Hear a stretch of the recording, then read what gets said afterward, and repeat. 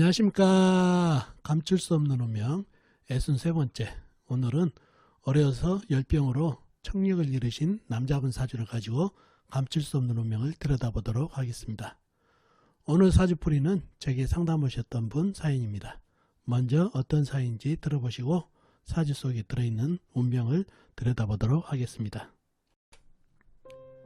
어느 날 연세가 지긋하신 남자분께서 전화로 상담 예약을 하시고 정해진 시간에 상담을 오셨습니다. 상담 오신 주제를 여쭈니 이렇게 말씀하십니다. 선생님, 제 아버지 어머니 묘를 이장해야 하는데 좋은 날을 잡으러 왔습니다. 라고 하십니다.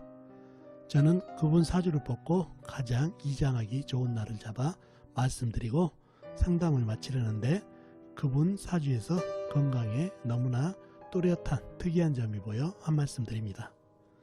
선생님 사주에 물기운이 아주 약하시네요. 이렇다 보면 몸의 신장 기능이 아주 안 좋습니다. 그렇다 보면 신장 기능은 곧 귀와 연결되어 있어 귀 건강도 좋지 않게 됩니다.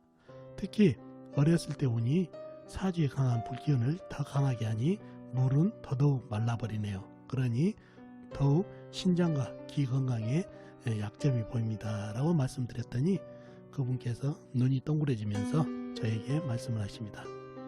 선생님, 그게 사주에도 나오나 봅니다. 라고 하시더니 귀를 제게 보여주십니다. 귀 안에 작은 보청기가 보입니다. 그리고 그분이 다시 말씀합니다. 선생님, 제가 어렸을 때 열병을 크게 앓아서 그 이후에 이 귀의 청력을 거의 다 잃어버렸습니다. 다행히 보청기 덕분에 사람 구실을 하고 살 수 있었지만 참 불편하고 어려운 시절을 보냈습니다. 그런데 그런 게 사주에도 나오다니 신기하기만 합니다. 라고 말씀하십니다. 저는 그분께 신장이 좋은 것을 차곡차곡 알려드리고 섭생케 하게끔 하고 상담을 마친 사연입니다. 자, 그럼 이분 사주가 어떤 사주길래 청력을 잃었는지 여러분과 같이 사주를 풀어보면서 사주 속에 감춰진 운명을 찾아보도록 하겠습니다. 자, 이 사주가 오늘 여러분과 같이 풀어볼 사주가 되겠죠. 개미년, 병진월, 기후일, 기사시 태어나신 남자분이시죠. 개미년생이면 43년생이시죠. 43년생이면 2019년월에 77이 되시는 분 사주가 되겠습니다. 자, 이분 사주를 보고 제가 신장 기능이 좋지 않아서 귀 건강도 안 좋습니다 라고 말씀드렸는데 왜 그런지 사주 형국을 파악해 봐야 알겠죠. 사주 형국을 파악하기 위해서 오행의 분포부터 알아보겠습니다. 먼저 일간이 내편부터 찾아보겠습니다. 자, 일간이 기토 작은 흙으로 태어났네요. 그러면 흙의 내편은 비급인 같은 흙이나 흙을 생겨주는 불이 내편이 되겠네요. 먼저 흙을 찾아볼까요? 흙은 연체 미토 작은 흙이 있네요. 그 다음에 월체 진토 큰 흙 광활한 대지가 있고요. 그 다음에 시간에 기토 작은 흙이 있네요. 제법 흙기운이 있죠. 그리고 다른 데는 없고 사와 지장 간에 무토가 암장되어 있습니다. 다음에 불을 찾아볼까요? 불은 월간의 병화 큰 불이 나한테 힘을 보태고 있네요. 그리고 시지에 사와 큰 불이 역시 나한테 힘을 보태고 있는 형국입니다. 상당히 큰 불도 나한테 힘을 주고 있죠. 그리고 다른 데는 없고 미토 안에 정화 작은한 불이 암장되어 있습니다. 자, 내편이 상당히 많죠. 작은 흙, 미토, 병화, 큰 불, 그 다음에 진토, 큰 흙, 그 다음에 기토, 작은 흙, 사와 큰 불에서 불과 인성인 불과 흙이 상당히 일간에게 힘을 주고 있는 형국이라 사주가 강해질 가능성이 많죠. 자, 상대편도 한번 찾아봐야 되겠죠. 상대편은 내 힘을 빼가는 오행이죠. 내 편이 많으면 사주가 강해질 가능성이 많고 상대가 많으면 사주가 약해질 가능성이 많죠. 상대편은 내 힘을 빼가는 오행이니까 뭐죠? 식상, 그리고 재성, 그리고 관성이 상대편이 되겠네요. 식상은 뭔가요? 내가 생겨준 오행이니까 흙이 생겨준 오행이니까 쇠가 되겠고 재성은 물, 그리고 관성은 나무가 되겠네요. 식상인 쇠를 찾아볼까요? 쇠는 일지에 유금, 자음하는 쇠가 있습니다. 그리고 다른 데는 없고 사화내 경급 큰 쇠가 암장되어 있는 정도입니다. 다음에 재성인 물을 찾아볼까요? 물은 명간의 개수 작은 물이 있네요. 그리고 다른 데는 없고 진토지장 간에 개수가 암장되어 있습니다.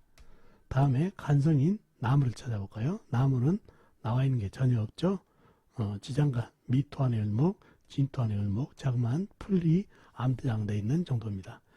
그러면 나와 있는 상대편은 개수, 유금 뿐이네요.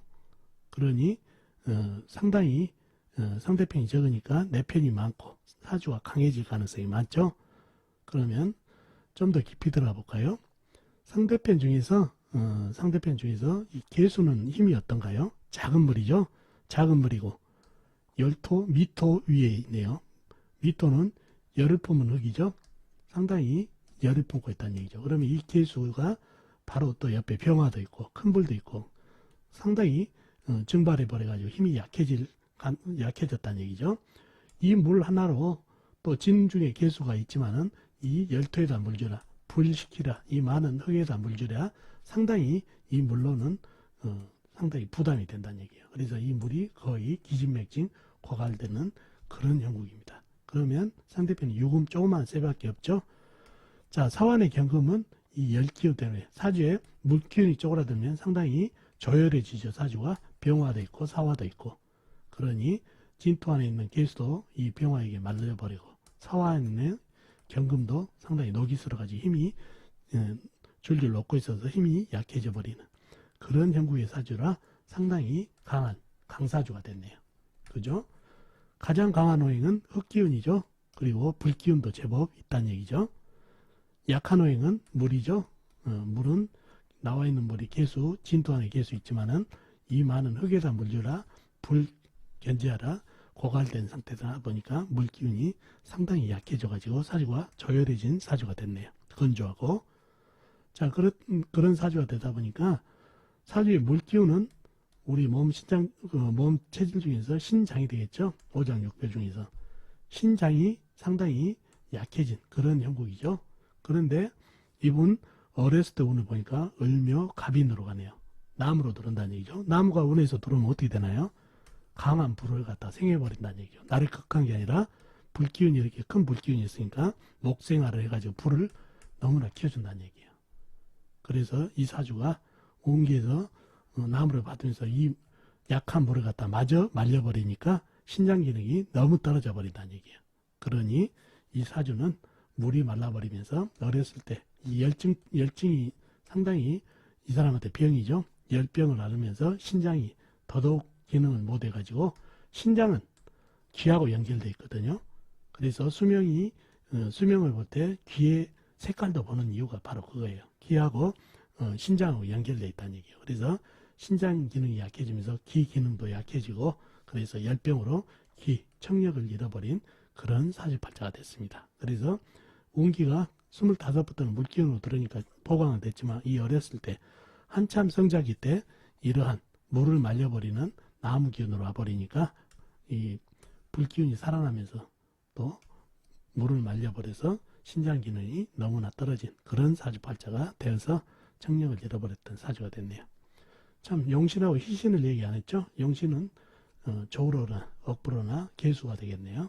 그리고 운에서는 쇠를 받아야 되겠네요. 운에서 물이 오게 되면 이 강한 불하고 전쟁이 붙겠네요. 그래서 운을 볼 때는 이렇게 싸우는 운은 좋지가 않습니다. 쇠가 들어오게 되면 이 많은 흙을 갖다 설하고 화생토, 토생금, 금생수로 이어지는 통관, 억부 모두 조우까지 좋은 운이 되겠습니다. 그래서 쇠기운이 희신이 되겠네요. 그리고 용신은 개수가 되고 그래서 이러한 사주가 됐네요. 자, 어떻습니까 여러분? 오늘 사주풀이 도움이 되셨나요? 도움이 되셨으면 좋겠습니다. 다음 시간에 뵙도록 하겠습니다. 안녕히 계세요.